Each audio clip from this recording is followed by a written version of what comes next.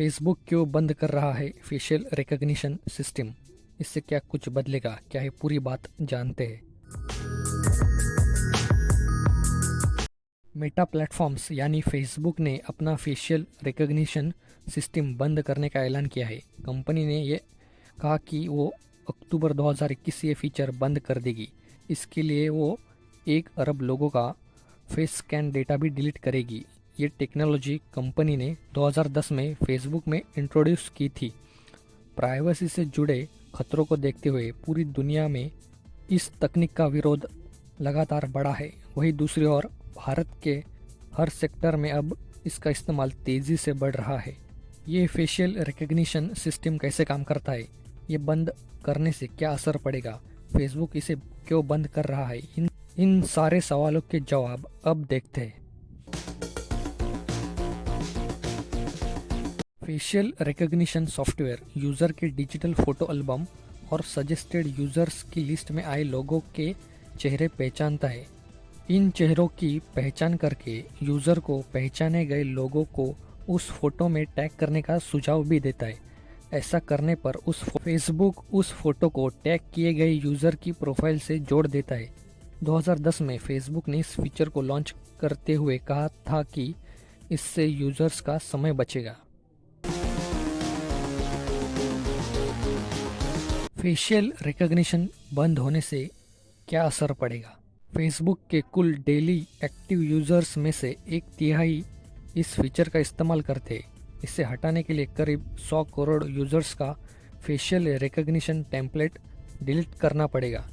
इसके हटने के बाद जिन यूज़र्स ने फेशियल रिकग्निशन सेटिंग ऑन रखी है वो भी ऑटोमेटिकली फ़ोटो और वीडियो रिकग्निशन नहीं कर पाएंगे। इसके लिए उन्हें मैन्युअली लोगों को टैग करना होगा। फेसबुक क्यों हटा रही है फेशियल रिकग्निशन सिस्टम? इस सिस्टम की वजह से फेसबुक को सरकारी जांच, मुकदमे और रेगुलेटरी बॉडीज़ की सख्ती का सामना करना पड़ा है। पिछले कुछ सालों से कंपनी इससे जुड़े कई मामलों का सामना कर रही है। अकेले अमेरिका में ही इसका बहुत बड़ा सामना करना पड़ रहा है। फेसबुक का कहना है कि इस बदलाव से पहले उन्होंने काफ़ी विचार विमर्श किया, क्योंकि कई जगहों पर यह सिस्टम बहुत ही मददगार रूप में इस्तेमाल हुई। पर हालांकि इस टेक्नोलॉजी से जुड़े कई अन्य चिंताएं भी सामने आई है।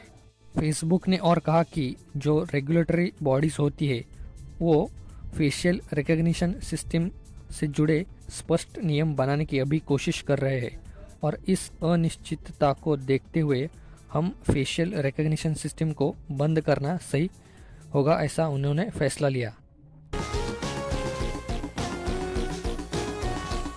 कब तक पूरी तरीके से बंद हो जाएगा facial recognition system? Facebook Bharat समेत पूरी दुनिया में इस सिस्टम को बंद करेगी। इसे वापस लेने की प्रक्रिया दिसंबर 2021 तक पूरी कर ली जाएगी। यूजर्स की प्राइवेसी और डिजिटल राइट्स की बात करने वाले एक्टिविस्ट ने फेसबुक के इस फैसले का स्वागत किया है। न्यूयॉर्क टाइम्स के मुताबिक कंपनी डीप फेज को पूरी तरीके से हटा नहीं रही है। डीप फेज एल्गोरिदम के जरिए ही फेशियल रिकग्निशन सिस्टम काम करता है। मेटा के प्रवक्ता ने भी भविष्य में इस टेक्नोलॉजी के इस्तेमाल से इनकार नहीं किया है।